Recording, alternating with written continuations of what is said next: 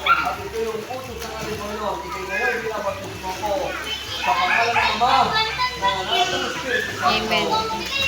Amen. Yes. Thank you, Lord. Jesus. Thank you, Lord. Congratulations. Yes.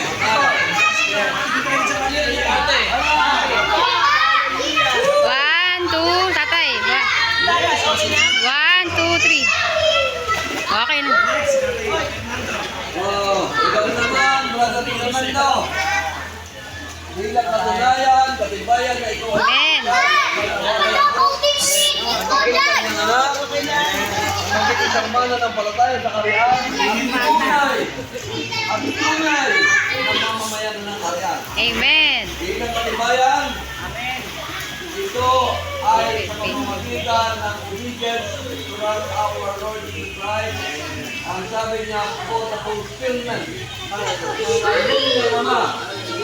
Ngayon, ang pangyarihan niya, ikaw ay pinabautismuhan ko. Kaya pag-aaral naman, ng anak at ng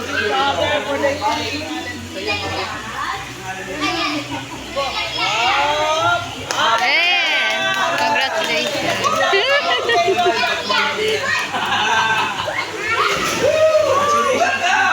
Welcome to the kingdom. Welcome to the kingdom. One, two. Sama si mama.